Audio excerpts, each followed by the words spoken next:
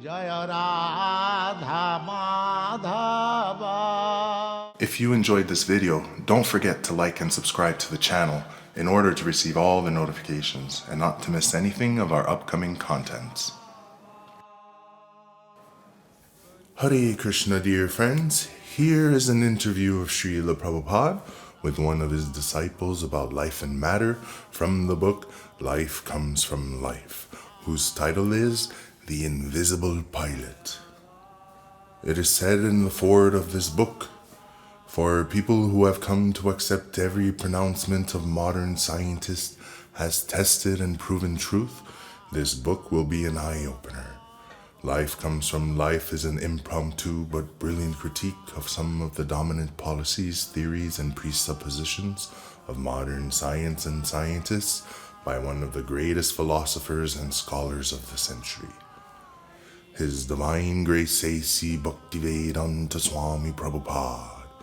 Srila Prabhupada's vivid analysis uncovers the hidden and blatantly unfounded assumptions that underlie currently fashionable doctrines concerning the origins and purpose of life. Srila Prabhupada. Almost everyone in the world is under the false impression that life is born from matter. We cannot allow this nonsensical theory to go unchallenged. Life does not come from matter. Matter is generated from life. This is not theory, it is fact. Science is based on an incorrect theory. Therefore, all its calculations and conclusions are wrong, and people are suffering because of this. When all these mistaken modern scientific theories are corrected, people will become happy. So, we must challenge the scientists and defeat them. Otherwise, they will mislead the entire society. Matter changes in 6 phases: birth, growth, maintenance, production of byproducts, dwindling, and death. But the life within the matter, the spirit soul, is eternal. It goes through no such changes. Life appears to be developing and decaying, but actually it is simply passing through each of these 6 phases until the material body can no longer be maintained. Then the old body dies and the soul enters a new body.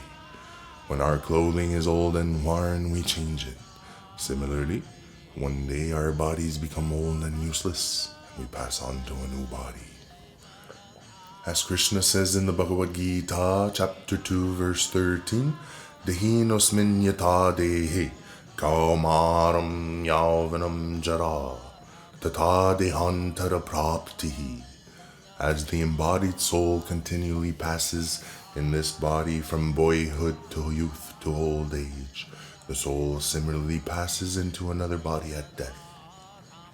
And a little later in chapter 2, verse 18, Antavanta ime deha nityasyoktaha sharina. This means that only the material body of the indestructible and eternal living entity is subject to destruction.